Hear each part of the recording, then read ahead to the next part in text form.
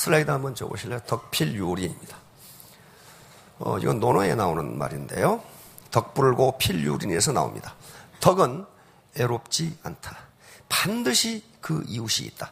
다시 말하면 덕을 베푸는 사람은 외롭지가 않습니다. 반드시 그 덕을 따르는 사람들이 있어요. 그러면 이 반대로 하면 어떻게 됩니까? 부덕, 필무린이 되겠죠. 덕이 없는 사람은 반드시 이웃이 없다예요. 다시 말하면 덕이 없는 사람은 따르는 사람이 없다. 그런데 덕이 없는 사람이 돈과 권력을 가지고 있으면 그 주변에 많은 사람이 따릅니다. 그건 몰입애들이나 아청꾼들이에요. 그 사람이 돈과 권력이 없어지면 다 떠나버려요. 따라서 돈과 권력이 없어진 다음에도 나를 따르는 사람이 있다면 그 사람은 덕이 있는 사람입니다. 애터미 사업에서 성공하려면 덕이 있는 사람이어야 돼요. 덕. 자, 거기에 대해서 알아보겠습니다. 애터미 사업은 빅 비즈니스예요. 사소한 사업 아닙니다. 사소한 사업이 아니에요. 여기서 가장 중요한 것은 능력이나 학력이나 경력이 아닙니다. 남녀가 아니고 애티튜드, 마음이에요. 애티튜드는 마음가짐입니다. 내가 반드시 성공하겠다는 마음가짐. 이게 가장 중요해요. 이게 바로 작은 생각의 차이가 큰 결과의 차이를 가져옵니다. 이건 윈스턴 처칠이 했던 말입니다. 자, 다음. 자, 에디슨은 영재는 또는 천재는 여기서는 성공은 1% 영감과 99% 노력으로 이루어진다. 근데 에디슨 머리 좋았어요. 그런데도 99%의 노력이 아니면 안 된다는 거예요. 근데 최근에 우리나라 조선업의 미쓰비시를 누르고 세계 1등으로 끌어올려버린 1등 공신이 현대중공업 회장을 11년간 하셨던 민계식 박사입니다. 그분이 이번에 인터뷰에서 한 말 보니까 1%의 영감이 아니다 그러더라고요. 그분은 0.00001%와 99.999%의 노력이 필요하다. 다시 말하면 부친으로부터 뭐라고 배웠냐면은 인간은 나면서부터 평등하다. 그러므로 네가 사회적 성공을 하느냐 못하느냐는 너의 노력에 달려있다. 그래서 5살 때 영어로 그걸 써가지고 목에 메고 다녔다고 합니다. Man is born equal by nature. 이게 UN 인권선언이에요. 그걸 써가지고 목에. 그래서 5살 먹은 아들한테 인간관계는 어떻게 이루어진다고? 이렇게 물으면 그걸로 대답을 해요. 인간관계는 상대방을 나와 같은 사람이라고 인정할 때 이루어진다는 얘기예요, 그게. Man is born equal by nature. 요걸 5살 때부터 계속한 거예요. 그래서 그렇게 현대중공업을 세계 최고의 조선업으로 만들어버린 게 그분입니다. 그러니까 에스트의 말대로라도 우리의 모든 인간은 1%의 능력을 가지고 있어요. 문제는 다음 99%의 노력이 서포트를 해주느냐 해주지 않느냐에 달려있다. 자, 다음. 그러려면 애터미 사업이든 무슨 사업이든 성공을 하시려면은 반드시 3가지 공부를 하셔야 됩니다. 머리 공부, 이건 쿨헤드라고 하는 거예요. 합리적인 냉철한 머리. 이 정보가 과연 쓸만한 정보인지는 자기가 판단할 수밖에 없어요. 이게 사기인지 뭐인지. 두 번째는 웜하트입니다. 나 혼자 잘 먹고 잘 살겠다고 하는 사람 치고 그렇게 된 사람이 없어요. 애터미는 혼자는 절대 성공 못합니다. 스폰서와 파트너가 연합해서 한 마음이 돼야 성공할 수 있어요. 세 번째는 비지 핸드입니다. 열심히 행동으로 옮겨야 돼요. 말만 해가지고는 되질 않아요. 3가지. 3H는 자기 개인 사업을 하건 치킨집을 하건 호프집을 하건 반드시 필요해요. 성공의 3대 요소예요. 자, 다음. 자, 기회비용. 이것은 애터미 사업을 하려면은 반드시 뭔가를 지불해야 돼. 지금까지 했던 그걸 코스트, 비용, 이 기회비용이라고 합니다. 어떤 것을 할 수 있는 기회를 포기해야 돼. 지금까지 등산을 즐기고 개 모임도 갔고 구청에서 하는 댄스 모임도 가고 탁구도 치고 그랬어. 그런데 이 사업을 하려면 그걸 할 수 있는 기회를 포기해야 돼. 그것을 경제학에서는 코스트, 또는 opportunity cost라고 합니다. 이걸 반드시 지불해야 돼. 우리나라 여성들 통상 TV 연속극 보는 시간이 3시간이더라고. 그거 안 보고 포기해야 돼요. 뭔가 대가를 지불하지 않는데 거기서 소득이 나온다? 그건 있을 수가 없어요. 그러다가 어디에 걸려? 다단계 사기에 걸려. 이번에도 뉴스에 난리죠. 어떤 놈이 400억인가 떼먹고 전부 2,000명 주부들이 다 걸렸더라고. 그럼 뭐예요 이게? 대가 지불 없이 거액을 한꺼번에 벌려고 하니까 그렇게 되는 거예요. 구속이 됐는데 구속되면 뭐해? 다 룸살롱에 가서 다 술 퍼먹고 없던데. 그래 버렸어. 그러니까 절대로 땀 흘리지 않고 돈을 벌 수 있다? 그건 한국이나 미국이나 일본 같은 안정된 사회에서는 있을 수가 없어요. 자, 자기중심적 편파. 이것은 인간의 본성입니다. 인간의 본성. 다른 놈들은 설렁설렁 일하면서 돈도 잘 버는데 나는 이렇게 아침부터 저녁까지 뼈골 빠지게 일해도 돈이 안 벌리는가? 내가 지금 회사에 취직해가지고 월 300만 원 버느라고 상사한테 눈치 보이고 아침에 출근하기 싫으면 출근해야 되고 그런데 나보다 공부 못한 저 짜장면집 하는 놈은 1년에 1억을 번대. 근데 자기가 보기에 저 자식은 맨날 빈들고 놀 것 같아. 그게 자기중심적 편파예요. 요 짜장면집 하는 녀석이 1년에 1억을 벌기 위해서 얼마나 많은 노력을 했는지 너무 몰라. 결과만 보이지 그 과정이 안 보여. 그런데 자기에 대해서는 그 과정을 잘 알아. 그러니까 이런 자기중심적 편파가 나오는 겁니다. 애터미에서도 로열, 샤론, 그 다음에 스타 이렇게 나오면 어휴 저 사람은 맨날 빈둥거리면서 노는 것 같은데 어떻게 됐을까?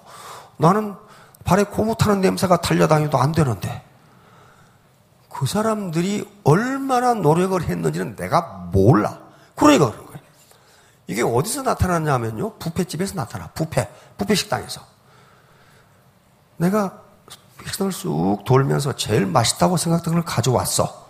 먹고 있는데 옆에 놈 먹는 거 보니까 저 자식 가져온 게 더 맛있을 것 같아. 그래가지고 얼른 먹고 그걸 가져왔어. 근데 옆에 놈은 내가 먹은 걸 갖다 먹어 또. 왜? 저는 먹는 게 더 맛있어 보이거든.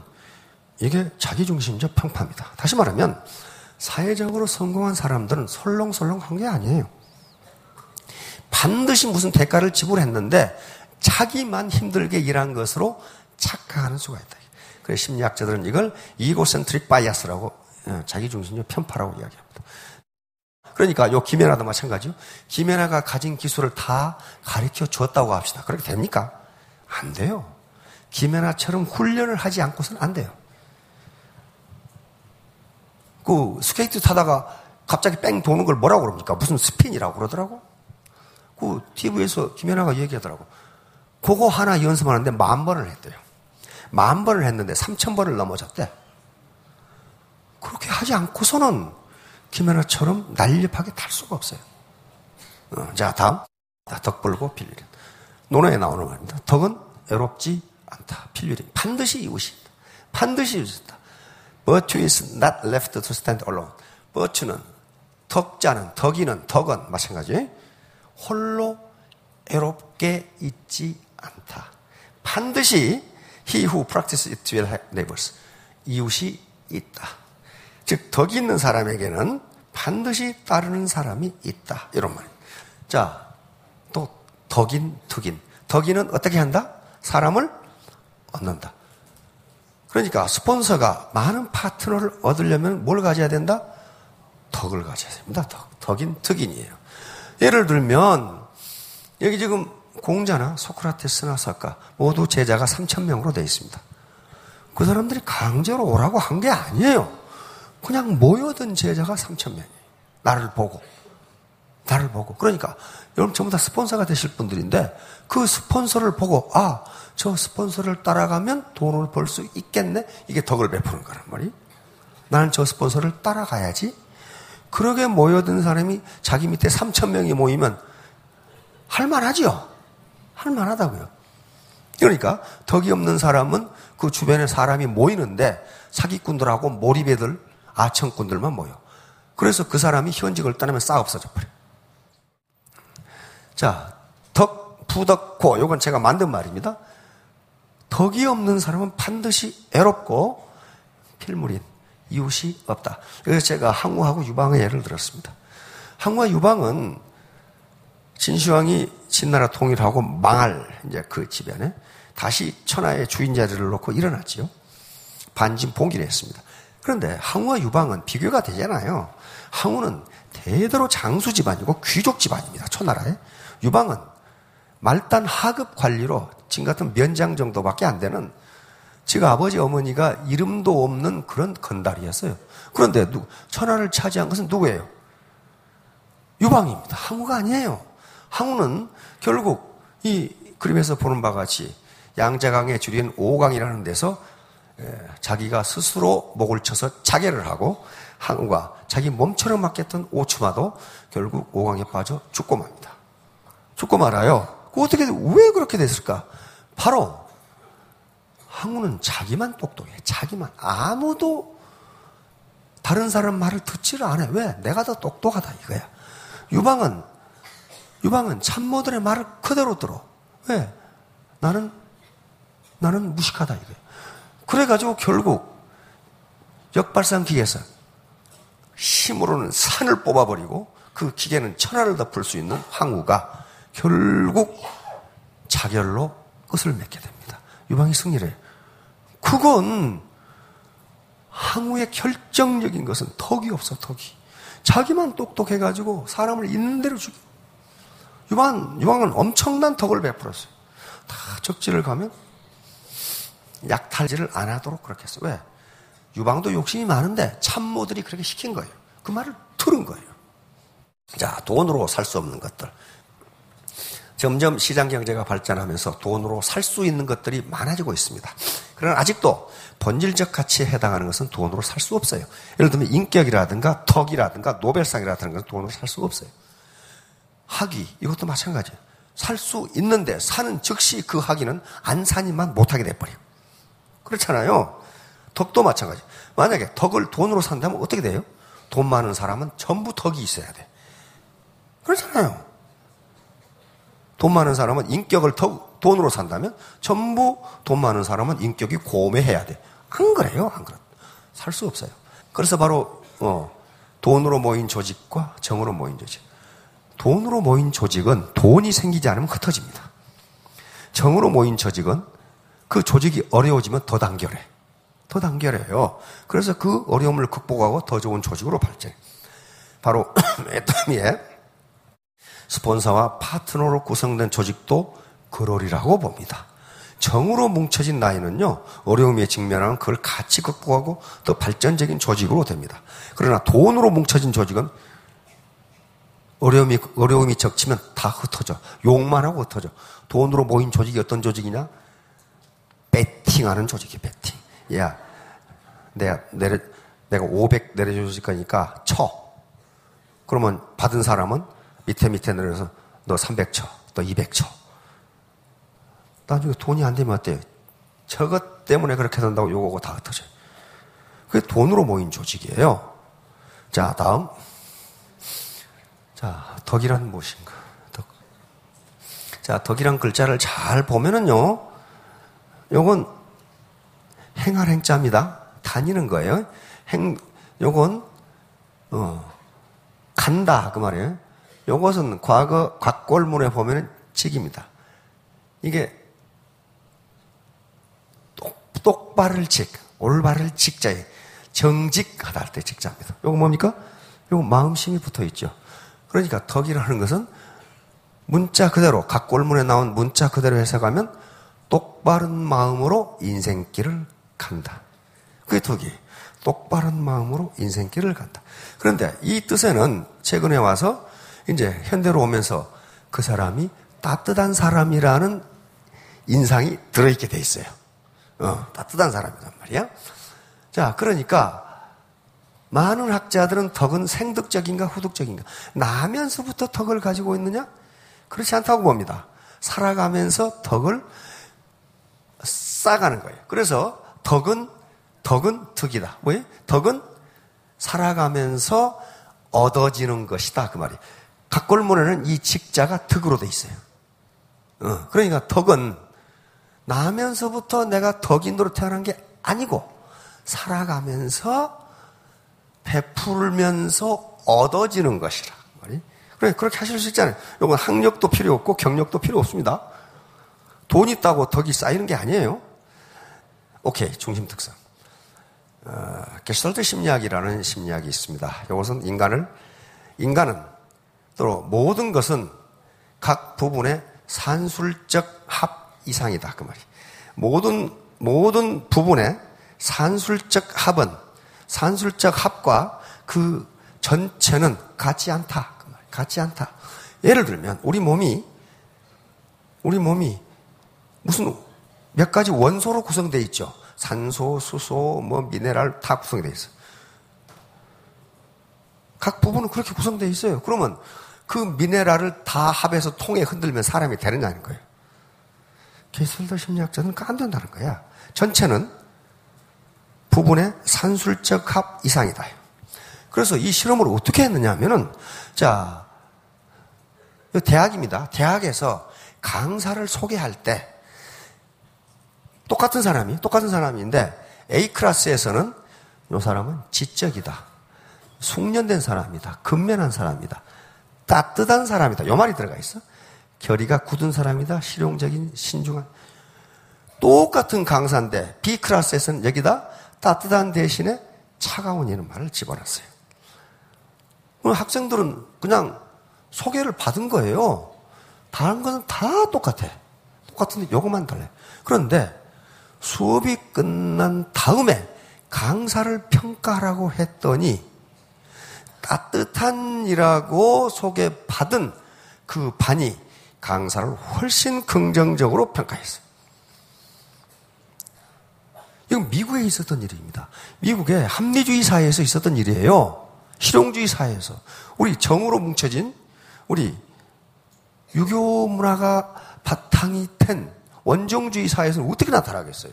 그러니까 여기서 게슈탈트 심리학들이 발견한 것은 요 전체를 평균하면 똑같은데 사람은 그 중에 어떤 특별한 말을 가지고 그 사람 전체를 평가해버린다.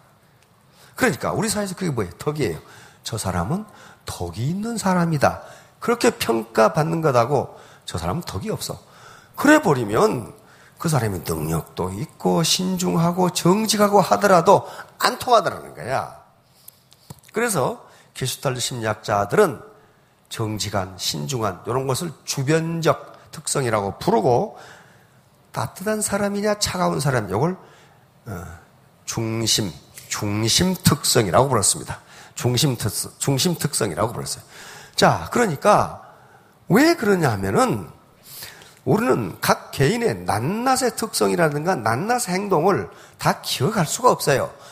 그것을 종합한 걸 뭐라고 그러냐면 평판이라고 그럽니다. 평판. 저 사람은 어떤 평판을 듣고 있냐. 저 사람은 따뜻한 사람이다. 그렇게 평가를 받아버리면 나머지 요소들은 기억을 못하고 그 따뜻한 사람이냐 차가운 사람이냐를 가지고 그 사람 전체를 평가해버린단 말이에요. 그 사람 일도 잘하는데 차가운 사람이다 그러면 X야. 똑같이 일을 잘해도 저 사람이 따뜻한 사람이다 그러면 일을 잘한다 그러면 뭐라고 그래? 원래 잘할 줄 알았어. 차가운 사람인데 일을 잘한다 그러면 뭐 어쩌다 좀 했겠지. 이런 식이 되어버린단 말이야. 그러니까 스폰서의 입장에 있는 사람은 파트너들로부터 저분은 따뜻한 사람이라는 평가를 받아야 돼요. 그 낱낱의 행동을 어떻게 했느냐는 것은 개인이 다 아실 겁니다. 자, 다음. 이제 마지막으로 요게 지금 1%의 능력이 필요합니다. 능력이 전혀 없다. 그럼 여기까지 걸어오시지도 못해. 걸어오셨으니까 적어도 능력이 1%는 있는 거고 그럼 나머지는 전부 무엇에 해당하냐면 태도에 해당해. 애티튜드. 태도. 내가 어떻게 행동하느냐 하는 거예요. 어떻게 행동하느냐.